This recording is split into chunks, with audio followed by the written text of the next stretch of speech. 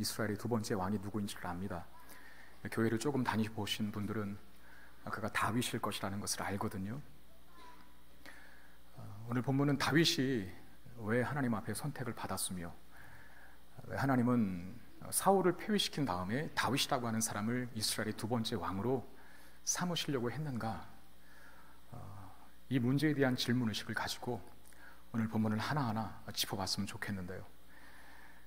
사울의 폐위를 선언한 사람은 사무엘이었죠. 사무엘이 사울에게 하나님께서 당신을 떠나셨습니다. 이제 하나님 마음에 합한 자를 세워 당신의 왕직을 대신할 것입니다. 이렇게 선포했습니다. 사실은 우리가 글로 보아서 그렇지 굉장히 강한 어조로 격양된 어투로 그렇게 하지 않았겠습니까? 근데 사실 사무엘은 이 사울에 대한 애정이 있었어요. 처음 이스라엘의 초대 왕인 사울이었고, 그리고 자신이 기름 부어 세웠던 그런 왕이었고, 그리고 사실은 처음부터 사울이 그렇게 변질된 건 아니었지 않습니까? 처음에는 잘 출발을 했죠. 근데 나중에 점점점 하나님을 떠나가고 하나님을 멀리하는 사울을 보면서 한 왕의 타락이 또한 이스라엘 전체의 타락으로 번지지 않을까 하는 그런 두려움, 그런 염려, 그런 걱정, 이런 마음으로 아마 사무엘은 깊은 슬픔에 잠겼을 것으로 생각이 됩니다. 근데 그런 사무엘에게 하나님께서 찾아오셔서 오늘 1절에 보니까 그렇게 말씀하셨어요. 네가 그를 위하여 언제까지 슬퍼하겠느냐? 네가 그를 위하여 언제까지 슬퍼하겠느냐? 사실 이 하나님의 말씀은 내가 이제 그 슬픔을 끝내겠다, 그런 뜻 아닙니까? 사무엘의 슬픔은 단지 개인의 감정에 근거한 것이 다가 아니라 한 왕의 변질을 보면서 이스라엘 사회가 다시 그 타락의 모습으로, 과거 엘리 시대 때의 그 모습으로 다시 돌아가게 되면, 변질되게 되면 어떻게 할까라고 하는 그 두려움과 그 불길한 기대, 그 예감에 기인한 그런 슬픔이었죠. 하나님께서 걱정하지 말라는 겁니다. 네가 언제까지 슬퍼하겠느냐? 이 말 속에는 내가 이스라엘 백성들을 향해 가지신 계획이 있고, 내가 이스라엘 백성들을 선하게 인도할 마음을 먹고 있다. 그러니 슬픔은 여기서 끝내고 다시 내가 택한, 내가 찾은 왕에게 너는 기름 부어 세워라 라고 그렇게 요구하고 계신 것이죠.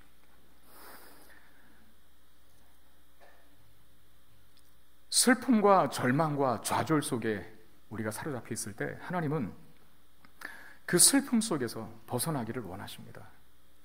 다시 새로운 시대를 여시겠다라고 하는 선포를 오늘 사무엘에게 하신 것처럼 우리에게도 동일하게 하십니다. 언제까지 슬퍼하겠느냐? 일어나 기대와 소망으로 나와 함께 나의 갈 길을, 너의 갈 길을 가라 라고 말씀하시는 것입니다. 이스라엘의 새로운 왕을 세우기 위해서 하나님께서 사무엘에게 베들레헴에 사는 이새의 아들들에게 찾아가라 말씀하십니다.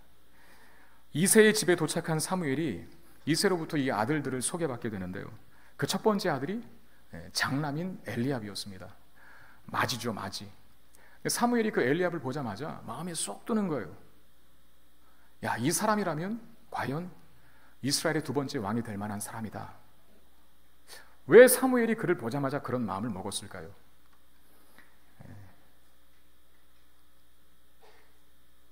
아마 엘리압은, 이 이새가 보여준 첫 번째 아들인 그 엘리압은 첫 번째 왕이었던 사울처럼 굉장히 준수한 외모를 가졌던 것으로 보입니다. 미남에 키도 크고 또 남자답고, 사무엘이 엘리압의 모습 속에서 사울을 연상했던 것이죠. 여러분, 사실 이 고대 왕들은 그 외모가 왕으로서 역할하는데 굉장히 중요한 요소가 되었지 않습니까? 풍채도 좋아야 돼요. 딱 보면 야, 잘났다, 아주 그냥 훤칠하네, 이런 말을 듣는 그런 외모를 가진 왕, 그게 사실 이 고대 시대 때의 왕의 모습이었거든요. 사무엘이 그 엘리압을 보고 그런 모습을 보았던 것입니다. 그래서 기름을 부으려고 하는데 하나님이 스탑하시죠. 그러면서 7절 이렇게 말씀하십니다. 여호와께서 사무엘에게 이르시되 그의 용모와 키를 보지 말라. 내가 이미 그를 버려놓으라. 내가 보는 것은 사람과 같지 아니하니 사람은 외모를 보거니와 나 여호와는 중심을 보느니라. 다른 것 일단 다 접어두고 사무엘에게 하나님께서 내가 이미 그를 버렸다라고 그렇게 말합니다. 엘리압을 보고, 이새의 첫 번째 아들인 엘리압을 보고 굉장히 마음에 들어 했는데 사무엘에게 엘리압을 이미 버렸대요. 이 무슨 말일까요? 엘리압은 아직 왕이 되지도 않았거든요. 그리고 기름 부음 받지도 않았습니다. 엘리압의 구원을 취소시킨다는 말씀입니까? 내가 이미 그를 버렸다라고 하는 말의 의미는 뭘까요? 하나님은 왕을 세우는 이스라엘의 기준, 다시 말하면 이 사람의 판단 기준을 쓰지 않겠다라고 선언하시는 것입니다. 여러분, 한 사람이 왕으로 세워질 때 사람이 판단하는 기준은 뭐겠습니까? 뻔하죠. 겉으로 드러난 기준 아니겠습니까? 사람은 외모를 보거니와 나 여호와는 중심을 본다라고 했을 때 그 외모와 중심이라고 하는 단어가 대조되는 것처럼 보이는데, 그 외모라고 하는 단어가 사실은 눈이라는 뜻입니다. 이 눈. 그러니까 육안으로 보기에 딱 알맞은 존재가 선택되고 결정된다는 것이죠. 그게 바로 사람의 기준입니다. 여러분, 사울이 딱 그런 사람이었습니다. 사울의 이름의 뜻이 뭡니까? 요구한 자, 구하여 얻은 자라고 하는 뜻이 있습니다. 이스라엘 사람들의 눈에 딱 맞는 왕, 바로 이스라엘 초대 왕이었던 사울이었다는 것입니다.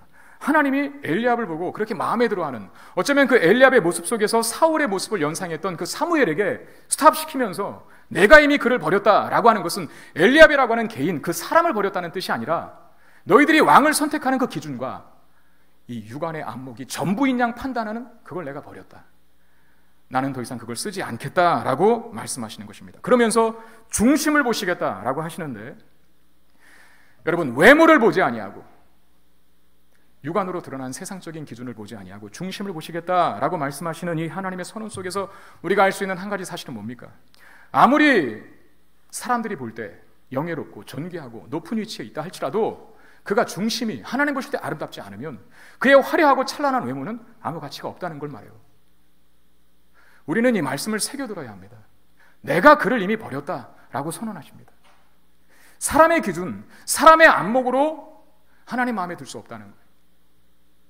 하나님은 외모 이전에 중심을 보십니다. 중심이 하나님 마음에 합한 자, 그 중심이 하나님 보실 때 아름다움을 소유하고 있는 자, 하나님은 그런 기준을 가지고 선택하시겠다라고 말씀하시는 것이죠. 이 첫째 아들 엘리압을 시작으로 아비나답이 지나가고, 그리고 삼마가 지나갑니다. 그리고 나머지 네 아들들이 다 사무엘 앞에 선을 보이는데 줄줄이 다 퇴짜를 맞죠. 줄줄이 다 왕이 아닌 거예요. 사무엘이 이새에게 묻습니다. 아들들이 이게 다냐? 그랬더니 이새가 어떻게 대답합니까? 11절 말씀 보시면 또 사무엘이 이새에게 이르되 네 아들들이 다 여기 있느냐? 이새가 이르되 아직 막내가 남았는데 그는 양을 지키는 자이니라. 막내가 아직 남았다라고 합니다. 막내. 여러분, 우리식의 그 막내의 개념과 이때 당시의 막내의 개념을 같은 이해로 가지시면 안 됩니다. 고대 적의 막내는 별로 가치가 없는 자죠. 장남이 가치가 있고. 지금 이새의 이 말은 막내만은 안 됩니다. 내가 금처럼 목처럼 여기는 아들이니 그 아들만큼은 데려가서는 안 됩니다. 이렇게 말리는 것이 아니라 아무 쓸데없는 하찮은 그런 존재라라고 하는 말이 이 이새의 표현 속에 담겨져 있다는 것이죠. 그 뜻이. 사실 이새는 다윗에게 아들이라는 표현조차 쓰지 않습니다. 그리고 다윗이라고 하는 이름이 있는데 그 이름조차 부르지 않아요. 막내라고 하는 말, 원어상으로는 중요치 않은 자라는 뜻입니다. 하찮은 존재, 중요치 않은 자라고 하는 뜻이 이 막내라고 하는 단어 속에 들어가 있어요.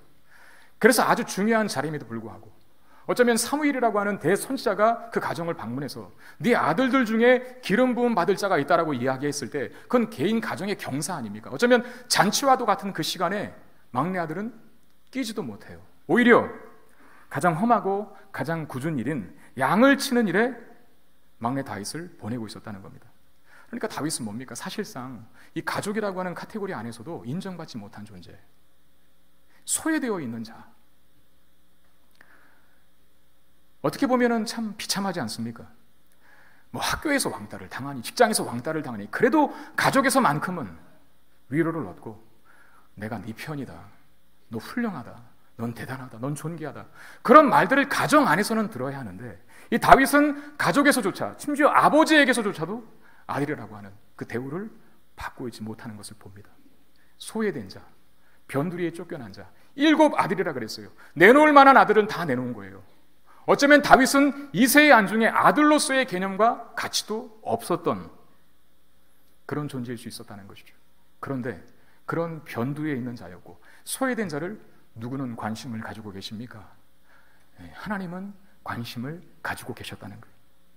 이 사무엘의 재촉으로 다윗이 이 자리에 왔을 때 성경 기자는 다윗의 외모를 이렇게 묘사하는데 12절 말씀 한번 볼까요? 한번 같이 읽어보도록 하겠습니다. 12절입니다. 시작. 이에 사람을 보내어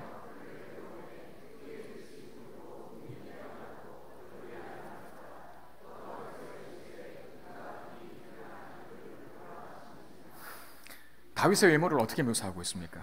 그 빛이 붉고 눈이 빼어나고 얼굴이 아름답더라. 여러분, 남자가 얼굴이 아름다워서 뭐합니까? 요새나 꽃미남이 같이 있지. 옛날엔 안 그랬다니까요. 키 커야 되고 등치 좋아야 되고 남자다워야 되고 우람해야 되고 그런 사람들이 인기 있었지 뭐 가냘프고 여성같이 생겼고 쳐주지 않았다는 거예요. 사실 이 성경 기자의 다윗의 외모, 이 시점에서의 다윗의 이러한 외모의 표현은 뭐 못생겼다 못났다 그런 뜻은 아니지만 사실 긍정적인 의미는 아닙니다. 다윗이 왕으로 선택되기에는 당시 얼마나 부적격한 외모를 가진 자인지 이걸 강조하는 표현이라는 것이죠. 이 사무엘상 16장 다음이 이제 17장인데 그 17장에 보면 너무나 유명한 사건이 나옵니다. 다윗과 골리앗이 한판 대결을 벌이는 장면이 이제 다음 장인 17장에 있어요. 그때 다윗이 골리앗 앞에 딱 섰을 때 골리앗이 다윗을 보고 뭐라 그랬냐면 그 사무엘상 17장 42절에 보면 이렇게 되어 있습니다. 그가 블레셋 사람이 골리앗을 말합니다. 둘러보다가 다윗을 보고 어떻게 했다고요? 업신여겼다대요. 이는 왜냐하면 그가 젊고 붉고 용모가 아름다웠기 때문이라. 그러니까 젊고 붉고 용모가 아름다웠다라고 하는 것이 오늘 본문의 12절과 같은 내용이거든요. 근데 골리앗이 그런 다윗의 외모를 보고 업신여기게 되었대요. 무슨 말입니까? 다윗의 외모가 잘났다는 것을 긍정적인 차원에서 이 외모를 묘사하고 있는 것이 아니라 다윗은 왕으로서의 자격이 없는 외모를 가진 자였다는 것이죠. 어린 자였다는 거예요. 특별히 얼굴이 붉다라고 하는 것은 앳돼 보인다는 거거든요. 근데 그 말이 일리가 있는 게 우리가 지금 사무엘상을 보고 있지 않습니까? 사무엘 하 5장에 가야 오늘 이 16장에서 사무엘상 16장에서 다윗이 왕으로 기름 부음 받습니다. 아시지 않습니까? 다윗이 기름 부음 받았다고 해서 바로 왕직을 수행한 건 아니었어요. 사무엘하 5장까지 가는데 사무엘하 5장에서 이스라엘의 온전한 통합왕으로 다윗이 이제 왕위를 받게 되는데 그때가 30살이었다라고 기록합니다. 성경은. 근데 여러분, 다윗이 지금 이 기름 받는 이 시점에서부터 다윗이 이스라엘의 진정한 통합 왕으로 세워졌을 때 30살 때라 그랬어요. 그 중간에 뭐가 있냐면 13년 동안 사울 왕에게 쫓겨다니는 고난의 인생이 있었습니다. 그러면 대충 계산해도 지금 이 본문의 시점에서 사무엘에게 기름을 받을 이 시점에서의 다윗의 나이는 청소년기였다는 것이죠. 제 짐작엔 한 중3 정도? 만화의 고1? 이 정도 되었을 것 같아요. 그러니까 굉장히 애떠 보이고 어려 보이는, 여러분 고대 왕들은 외모가 일단 커야 합니다. 그리고 남자다워야 합니다. 뭔가 믿음직하고 저 사람 따라도 되겠다라고 하는 어떤 신뢰감을 줄 수 있는 그런 체형이 왕으로서의 중요한 요소 중에 하나였어요. 자질 중에 하나였고 다윗에겐 그게 없었다는 겁니다. 저도 완벽한데 떨어지는 외모가 하나 있어요. 다른 건 다 자신 있는데 그렇지 않습니까? 별로 동의를 하시지 않는 얼굴인데 뭐 동의 안 하셔도 상관없습니다. 저는 좀 뭐가 부족합니까? 어떻게 그렇게 잔인하게 생각도 안 하시고 이렇게 키라고 얘기하셔요? 저희 집사람이 저희 외모에 옛날에 불만을 많이 가졌었거든요. 지금도 갖고 있는 것 같은데 제가 이제 키도 작고 또 체격도 왜소하고 또 가진 것도 없고 게다가 얼굴도 동안이고 저희 집사람이 거기에 굉장히 민감한 게 저보다 나이가 많아요. 조금 많습니다. 조금 많아서 제가 이제 이 어려 보이는 걸 못 참아 하셔요. 이 양반이.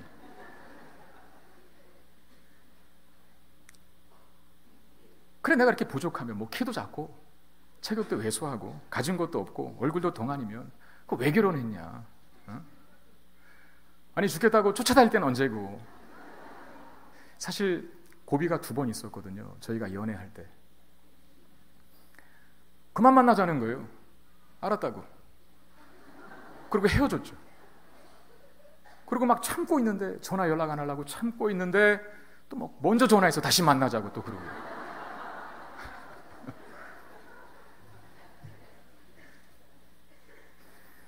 제가 나중에 물어봅니다. 왜 나 같은 사람 선택했냐고. 사실 친구들이 굉장히 많이 말렸거든요. 아니, 도대체 뭐 때문에 네가 왜 키도 작고 체격도 왜소하고, 에? 가진 것도 없고, 네가 뭐가 빠져서 왜 꼭 저 사람이어야 하냐. 친구들에게 그런 말을 많이 들었는데, 결국은 저를 선택한 단 한 가지 이유는 저의 신앙을 보았습니다. 저의 믿음. 하나님이 꼭 크게 쓰실 것 같은, 내가 저 사람을 놓치면 나중에 크게 후회하고 큰 손해를 본 것 같은 느낌이 들 것 같은 생각이 들더래요.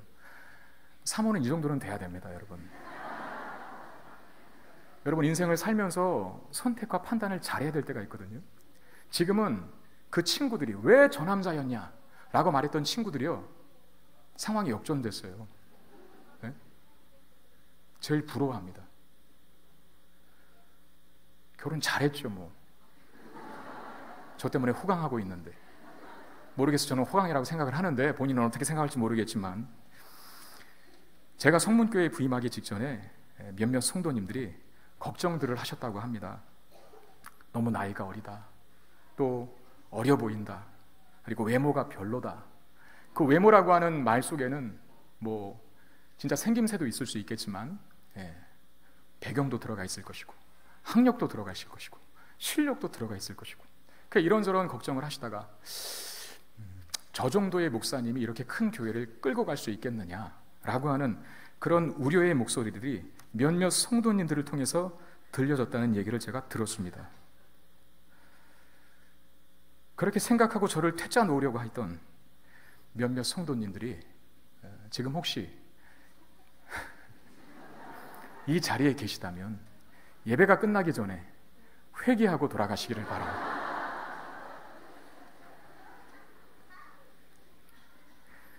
저도 제 약점을 알아요. 그게 맞습니다. 제가 가진 약점이거든요. 근데 그 약점 때문에 더 기도합니다. 겉모습은 꼭 목사답지 못하고 이 교회를 잘 끌고 갈 수 있는 영적인 리더십이 보이지 않아도 하나님께 그렇게 기도하죠. 하나님, 저에게 단지 보여지는 모습으로가 아니라 제 말씀을 전하는 이 설교의 말씀과 또 삶과 사역을 통해서, 목회 사역을 통해서 하나님의 살아계심이 우리 성도들에게 팍팍팍 새겨지고 증거되도록 저에게 하나님 영력을 주시고 영성을 주시고 영권을 주십시오. 그거면 되지 않겠어요? 제가 부임한 지 이제 1년 반 정도 지났는데 최소한 외모 때문에 목회 못하실 것 같다는 걱정은 아주 그냥 싹, 아직은 싹이 아닌가요? 좀 남았나요? 그런 걱정은 이제 없는 것 같아요. 감사하죠. 저의 외모를 보지 않으시고 중심을 보신 우리 성문교회의 성도들은 영적 안목에 있어서 상당히 수준 높은 분이시다 라고 하는 사실을 알고 여러분 자부심을 갖고 신앙생활 잘 할 수 있기를 바랍니다. 여러분, 다윗이 궁금하지 않아요? 참 어떻게 생겼을까? 어떻게 생긴 존재길래 그렇게 목동의 자리에서, 소외된 자리에서, 버려진 자리에서 하나님의 마음에 들어 하나님 앞에 선택을 받고 기름 부어 왕으로까지 세워질 수 있을까? 참 다윗이라는 사람이 궁금하지 않아요? 뭐 그 당시에 사진기가 있었던 것도 아니고. 제가 답을 하나 가르쳐 드릴게요. 다윗이 궁금하시거든. 저를 보시면 됩니다. 제가 딱 다윗이에요, 여러분. 저도 막내거든요, 결정적으로. 여러분, 다윗은 외적 조건으로 볼 때 왕이 갖추어야 할 그런 자격 조건과는 정말 거리가 먼 인물이었습니다. 근데 왜 하나님은 그를 택하셨을까요? 여러분, 이런 오해도 금물입니다. 무슨 오해냐면 다윗이 소외된 자였으니까. 다윗이 가정에게 인정 못 받고 그리고 외모도 그렇게 썩 좋은 존재가 아니었으니까 하나님의 어떤 무조건적인 긍휼하심과 불쌍히 여김을 받아 택함받았다. 그거 아니에요. 하나님의 기준이 뭐라 그랬어요? 사람은 외모를 보거니와 나 여호와는 중심을 본다 그랬어요. 그러면 다윗이 그냥 소외된 자였기 때문에 다른 형제들은 다 지금 왕이 될까 말까 그렇게 후보군으로 나와서 사무엘에게 면접을 보고 있는데 그 면접 자리에서조차 인정받지 못하고 부름받지 못했다라고 하는 그 측은지심 때문에 하나님이 택한 게 아니라 중심을 보신다 했어요. 그럼 다윗은 다른 형제들이 가지고 있지 못했던 그 중심이 있었기 때문에 하나님의 기름 부음 받은 것 아닙니까? 그러면 다윗이 가진 중심이 도대체 뭐냐라고 하는 것이죠. 오늘 본문 다음 장인 17장에 보면 그 유명한 다윗과 골리앗의 대결이 있는데 여러분 아시잖아요. 누구도 골리앗의 위협 앞에 나서지 못하고 있는데 이스라엘에 많은 장수들이 있고 심지어 사울도 골리앗만 하지는 않겠지만 그래도 평범한 사람들보다는 어깨 위 하나는 더 큰 그런 체격 조건을 가지고 있던 사울조차도 골리앗 앞에 마치 풍전등화의 신세처럼 벌벌벌 떨고 있었어요. 다윗이 여러분 그때 보면 다윗의 연소함이 맞긴 맞아요. 왜냐하면 전쟁에 참전도 못했거든요. 어리니까 아버지가 그러죠. 불러서 야 형들 전쟁에 참전했는데 잘 있나 한번 안부 좀 묻고 와라. 그리고 도시락 싸서 보내지 않습니까? 근데 다윗이 보니까 피가 거꾸로 솟는 일이 반시당하고 있는 거예요. 하나님의 민족들이 하나님 믿는 사람들이 골리앗 한 사람 앞에 벌벌 떨면서 주눅 들어서 이것저것 도망칠 궁리만 하고 있는 모습 보면서 이 다윗은 거룩한 분노를 갖게 됩니다. 그야말로 피가 거꾸로 솟은 거예요. 아니 어떻게 하나님의 사람이 이 많은 사람들 중에 하나님 믿고 담대하게 승리를 선포하고 골리앗과 맞설 사람이 단 한 사람도 없는가? 그래 자기가 나간다 합니다. 병사들이 말이죠. 네 주제 뭐가 네가 어떻게 우리도 감히 상대하지 못하는 그런 골리앗을 네가 어떻게 이기냐? 이런 막 왁자지껄 소동이 벌어진 겁니다. 사울의 귀에 들어갔어요. 그를 데리고 오라고. 봅니다. 사울이 딱 보더니 아니거든요. 왜? 연소하기 때문에. 어려요 아직. 그냥 돌아가라. 이게 너의 객기로 될 일이 아니라. 그랬더니 다윗이 어떻게 사울을 설득합니까? 내가 목동 때 양을 칠 때 사자의 입에서 내 양도 건져냈고 그 곰의 공격에서도 내 양을 지켜냈다. 그리고 한마디를 더 했어요. 그게 뭐냐면 사무엘상 17장 37절입니다. 또 다윗이 이르되 여호와께서 나를 사자의 발톱과 곰의 발톱에서 건져내셨은즉. 다윗은 자기가 맹수들을 이긴 걸 자기의 실력이라고 말하고 있지는 않습니다. 뭐라고 합니까? 여호와께서 나를 사자의 발톱과 곰의 발톱에서 건져내셨다라고 말합니다. 그러니까 다윗은 외적 자격으로 봤을 때 사람의 눈이나 세상적인 기준으로 봤을 때 전혀 자격이 되지 않는 자였습니다. 근데 그에게 한 가지가 있었어요. 자격은 안 되는데, 조건은 안 되는데 하나님께서 보시는 그 한 가지 뭡니까? 중심에 하나님으로 채웠다는 거예요. 그의 마음과 내면과 영혼을 하나님으로 채웠다는 거예요. 그러니까 골리앗 앞에서 그렇게 담대할 수 있었던 것이죠. 여기서 사울과 다윗의 차이를 봅니다. 사울은 세상적인 조건을 다 갖춘 자였어요. 사람이 보기에 좋을 만한 인물이었습니다. 그러나 그에게 한 가지 모자란 것이 있으니 바로 그게 신앙이었습니다. 중심이었습니다. 다윗은 반대죠. 사람이 보기에는 형편 없습니다. 그러나 하나님에 대한 사랑과 믿음이 그의 내면에 가득 채워져 있습니다. 이게 바로 하나님이 보시는, 하나님이 평가하시는 사람의 중심인 거예요. 여러분들의 인생에서 가장 중요한 일이 뭔지, 가장 최선을 다해서 가장 많은 비중으로 나 자신을 세워가야 할 영역이 무엇인지를 오늘 본문이 우리에게 가르쳐주는 겁니다. 우리의 중심에 하나님을 채우는 일. 근데 이것을 다윗이 어디서 했습니까? 어쩌면 그에게 있어서 광야와 같은 시기 속에서 했죠. 다윗은 양을 치고 있었습니다. 그 굳은 일에, 그 험한 일에, 그 무관심한 소외된 영역이었던 양을 치는 일, 어쩌면 그것이 다윗에게 있어서 개인적인 광야였을 거예요. 근데 여러분, 성경에 한결같이 증언하는 건 뭡니까? 훌륭한 믿음과 신앙을 가진 사람들의 공통적인 그 신앙 여정의 과정 속에 뭐가 있었습니까? 항상 광야가 있어요. 광야. 광야는 뭡니까? 어려운 곳입니다. 척박한 곳입니다. 위험이 있는 곳입니다. 누구도 의지할 곳이 없고 누구도 바라볼 곳이 없는 그곳이 광야인데, 그래서 누구만 보고 결국은 누구만 의지하게 되는 곳이 광야입니까? 하나님만 바라보고 하나님만 의지하게 되는 것이 광야예요. 어쩌면 다윗의 그 목동 시절은 다윗 개인에게 있어서 그 자리가 소외된 자리니까, 가족에게서조차도 인정받지 못하고 어쩌면 쫓겨나게 된 그런 자리일 수 있으니까요. 그런데 다윗은 그 광야와 같은 일상생활 속에서, 그 광야와 같은 괴롭고 고통스러운 일상생활 속에서 하나님을 잊지 않았어요. 그 광야에서 하나님을 묵상하고 하나님을 생각하고 아무도 알아주지 않는 그런 곳에서 진짜 믿음, 보석과 같이 정련된 믿음을 발생시켰던 것입니다. 여러분, 우리도 마찬가지입니다. 사람이 볼 때 우리의 외모가 그렇게 화려하지 않아도 좋습니다. 볼품 없어도 좋습니다. 사람들이 부러워하는 대학 나오지 않았어도, 보란 듯한 스펙 없어도, 내가 눈에 띄는 외모가 아니어도 괜찮습니다. 다만 여러분들의 심령과 영혼 속에 믿음의 불씨만 키워갈 수 있게 되기를 바랍니다. 하나님 반드시 그를 들어 사용하실 것입니다. 다윗을 그렇게 하셨던 것처럼.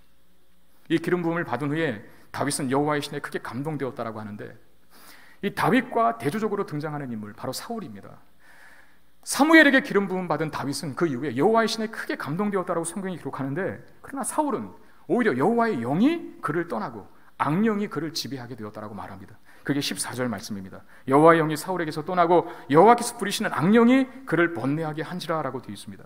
여기 사울에게 임한 악령 때문에 우리가 통상적으로 생각하듯이 무슨 귀신 들려서 발작을 하고 정상적인 생활을 하지 못하는, 막 무덤 속에 갇혀 사는 그런 악령이 들어 그런 증상이 나타났다는 것이 아니라, 악령이 들어 번뇌케 되었다라고 말합니다. 그 번뇌라고 하는 단어가 두려워하게 하다는 뜻입니다. 그러니까 사울이 여호와의 영이 떠나고, 다시 말하면 하나님을 향한 사랑과 믿음이 식어지기 시작할 때 뭐가 들어차기 시작하냐면 두려움이 들어차기 시작했어요. 두려움이. 여러분, 두려움이라고 하는 것은 죄의 결과 아닙니까? 아담이 범죄했을 때 하나님이 나타나십니다. 네가 어디 있느냐? 몰라서 부른 건 아니시겠죠. 아담이 뭘 합니까?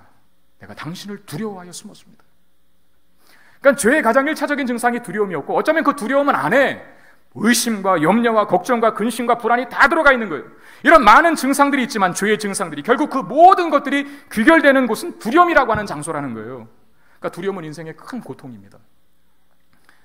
그리고 사울에게 있어서 이 두려움은 한 단계 더 깊은 의미가 있는데, 사울의 영적 질서와 체계가 붕괴되었기 때문에 나타나는 현상이었다는 거예요. 영적인 질서와 체계가 붕괴되었기 때문에 두려움을 갖게 되었어요. 제가 왜 이 말을 드리냐면, 여러분, 사울을 고치는 자로 누가 등장합니까? 다윗이 등장하거든요. 신하들이 그러죠. 왕, 이대로 두면 안 되겠습니다. 치료할 수 있는 사람을 만납시다. 한 소년이 사울에게, 신하들에게 이 다윗을 추천해줘요. 다윗이라면 당신의 병을 고칠 수 있을 거라고. 근데 다윗을 그 소년이 추천할 때 이 다윗을 뭐라고 묘사를 하냐면, 18절에 소년 중 한 사람이 대답하여 이르되, 내가 베들레헴 사람 이새의 아들을 본즉 수금을 탈 줄 알고 용기와 무용과 구변이 있는 준수한 자라. 여호와께서 그와 함께 계시더이다. 자, 이 소년이 다윗을 추천할 때 첫 번째 묘사가 뭡니까? 그는 수금을 잘 타는 자였다는 거예요. 요새도 음악치료사라고 하는 것이 있습니다. 구체적인 컬이 어떤 과정으로 교육을 하는지 잘 모르겠지만, 그러나 분명한 것은 음악이 치료적인 기능이 있다는 거예요. 음악을 통해서 화초들이 잘 자라나게 되었다라고 하는 실험도 있거든요. 음악은 그렇죠. 그 안에 선율이라는 것이 있고 하모니, 리듬이 있지 않습니까? 그런 음악을 듣다 보면은 불안한 마음이 안정을 얻기도 하고, 때로는 마음이 편해지기도 하고 진정되기도 하고 정서적인 안정을 얻을 수 있다는 것을 저도 인정합니다. 그러나 오늘 본문에 사울이 걸린 이 악령이 임하여 갖게 된 이 두려움이라고 하는 질병은 단지 음악 자체가 가진 치료의 기능으로는 고칠 수 있는 것이 아닙니다. 여러분, 당시에 수금을 탈 수 있는 자가 다윗밖에 없었겠습니까? 근데 이 소년이 다윗을 소개할 때 수금을 잘 타는 자라고 하는 이 사실에 더불어 한 가지를 더 설명하고 있어요. 묘사하고 있어요. 그게 뭡니까? 18절 맨 끝에 뭐라고 되어 있습니까? 여호와께서 그와 함께 하시더라. 여러분, 잘 생각해 보세요. 여호와께서 함께 하시는 다윗이 수금을 탈 때 그건 음악입니까? 찬양입니까? 찬양이잖아요. 다윗이 수금 가지고 연주하면서 정처 없는 이 발걸음 그랬겠습니까? 세상 가요, 대중가요 불렀겠어요? 하나님을 찬양했어요. 찬양한 것이죠. 목동 생활 속에서 하나님밖에 의지하고 하나님밖에 바라볼 수 없고 나의 양을 곰의 입에서, 사자의 입에서 건져내어준 그 하나님을 묵상하며 하나님과 교제하며 그 수금으로 하나님을 노래하지 않았겠어요? 그게 찬양입니다. 그리고 찬양은 곧 예배입니다. 예배를 통해서 무너진 영적 질서, 흐트러진 영적 질서와 체계가 바로 잡히게 되는 거예요. 우리 한 주간 살면서 얼마나 많은 것을 보며, 얼마나 많은 소리를 들으며, 얼마나 많은 죄악에 감염되고 오염되어 옵니까? 얼마나 많은 우선순위가 틀어진 모습을 갖고 이 자리에 오십니까? 그런데 예배를 제대로 드리고 나면 삶의 우선순위가 정돈이 돼요. 하나님이 어떤 분이신지 다시 내 마음속에 새겨지게 돼요. 흐트러진 영적 질서가 하나하나 되잡히게 돼요. 다윗이 사울과 함께 수금을 타며 하나님을 찬양했을 때, 즉 예배했을 때 사울 안에 무너진 그리고 흐트러진 영적 질서와 체계가 잡히게 되는 것이고, 거기서 치유가 나타나는 거예요. 여러분, 질서라고 하는 것, 그건 안정을 의미합니다. 질서가 잡힌 곳에는 안정이 있습니다. 그러나 질서가 흐트러진 곳에는 불안이 있고 두려움이 있습니다. 영적 질서가 예배를 통해 잡혔으니 두려움이 사라지고 평안이 찾아오는 것은 당연한 것이겠죠. 다윗이 사울 곁에서 수금을 탄 다음에 사울에게 어떤 결과가 주어지게 됐나? 23절에 뭐라고 합니까? 한번 같이 읽어보겠습니다. 23절 시작. 하나님께서 부르시는 악령이 사울에게 이를 때에 다윗이 수금을 들고 와서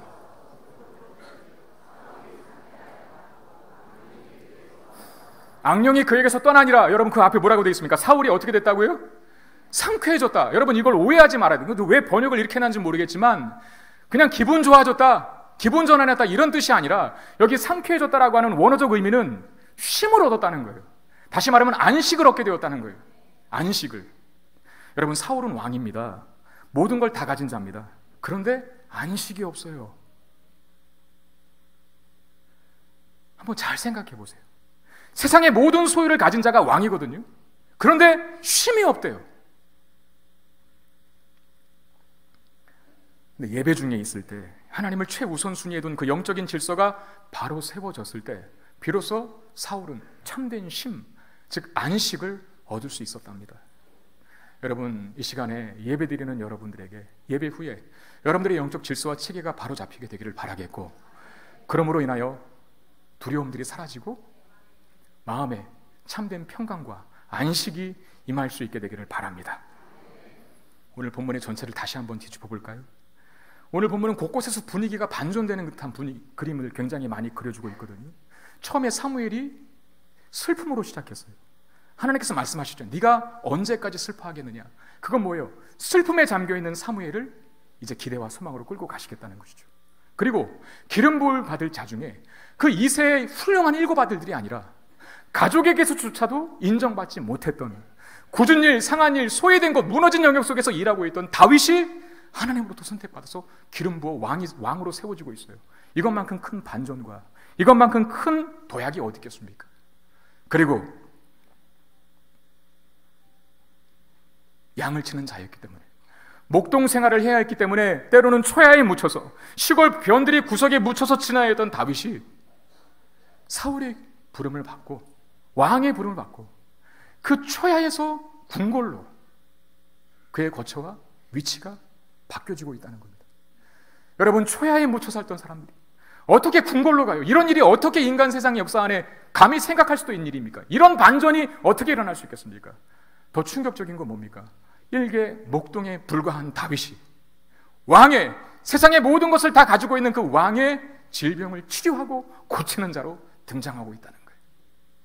여러분, 이게 바로 하나님의 역사입니다. 하나님은 감히 인간이 상상하지도 못하고 예상하지도 못하고 기대하지도 못했던 이 놀랍고 위대한 일을 하실 수 있는 분이시라는 겁니다. 이 본문이 우리에게 그래서 도전하는 건 뭡니까? 내가 이러한 존재니, 하나님이 이러한 분이시니 우리는 하나님만을 의지하고 하나님만을 신뢰하고 하나님만을 바라봐야 한다는 것이겠죠. 여러분, 사울도 이렇게 시작했지 않습니까? 그는 겸손했었습니다. 그리고 그에게 하나님의 영이 임했다라고 성경이 기록하고 있었어요. 하나님의 영이 임한 사울이 거대한 대군 암몬도 이긴 전적을 갖고 있었지 않습니까? 그러나 사울은 점점 하나님을 멀리하기 시작합니다. 세상 것이 계속 들어오니까 부도 없고 명예도 없고 권력도 없고 인기도 없고 자랑도 없다 보니까 하나님의 자리를 하나하나 잃어버리기 시작해요. 이것이 사울이 실패한 이후의 전부입니다. 다윗도 이렇게 시작합니다. 가난하고 헐벗고 자격도 안 되고 일개 목동에 불과했던 그 다윗이 이제 하나님의 기름 부음을 받았습니다. 그러면 이제 다윗이 왕이 되어 다윗 왕국을 건설해 갈 때 그 다윗 왕궁의 성공적 열쇠는 여호와의 영에 임한, 여호와의 영으로 충만했던 그 다윗이 그 상태를 계속 유지시켜가고 발전시켜 가는 것입니다. 왕이 되어서 많은 걸 얻었다고 얻은 것만큼, 들어차 있는 것만큼 하나님을 잃어버리는 자가 아니라, 제가 이 본문 말씀을 묵상하면서 제 과거를 한번 생각해 보게 됩니다. 여러분, 저도 신학생 시절이 있었거든요. 참 배고팠던 시절입니다. 그 전도사 때 용돈도 많지 않고 때로는 등록금 걱정도 해야 됐고 책 사볼 돈이 없어서 그렇게 중고책 한번 사게 보겠다고 여기저기 중고 서점을 또 돌아다녔던 기억이 있고, 인터넷의 중고 사이트, 중고책 서점 사이트에 들어가서 하루 종일 그렇게 책을 구하다가 결국 2만 원치 사면 몇 권의 책을 딱 구했을 때의 그 감격, 기쁨, 그거 가지고 기뻐했던 기억이 있거든요. 제가 부목사 시절에도 새벽기도 하고 나면 집에 돌아가지 못하니까 가는 것도 기름값이 들고 여러 가지로 아까우니까 아침은 먹어야겠는데 아침 먹을 방법이 없어서 편의점에서 삼각김밥하고 사리곰 당면으로 아침을 해결했던 시절이 있었습니다. 근데 지금은 배고프지 않습니다. 아침도 꼭 먹습니다. 돈이 없어서 책 못 사보는 일도 없습니다. 많은 것을 소유하게 되었어요.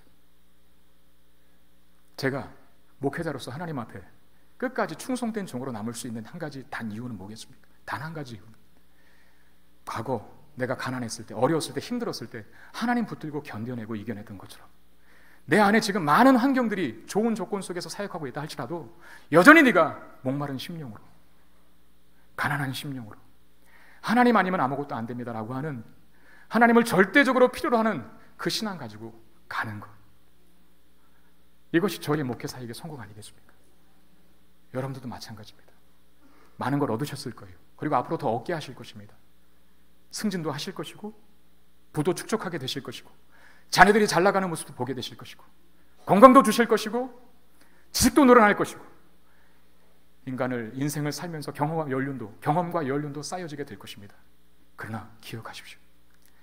초막이나 궁궐이나 내 주 예수 모신 곳은 그 어디나 하늘나라, 하나님밖에 없다고 그렇게 고백하며 사는 저와 여러분 되시기를 바랍니다. 사울처럼 좋게 시작했다가 망하는 인생이 아니라 아무것도 없지만 그를 불쌍히 여기셔서 선택하시고 왕으로 세워주신 다윗 왕국을 영원토록 이끌어 가실 그 하나님을 바라보면서 많은 것을 얻고 있고 많은 것을 누리고 있는 그 순간에서조차라도 하나님 앞에 늘 가난하고 연약하고 죄인된 심정으로 살아갈 때 하나님은 우리의 삶을 성공으로 이끌어 주실 것입니다. 이 은혜의 자리에 저와 여러분들이 다 앉게 되기를 주의 이름으로 축원드립니다. 하나님 감사합니다. 너무나 부족하고 또 연약한 다윗을 택하시어 하나님 나라의 왕국을 건설하는 일꾼으로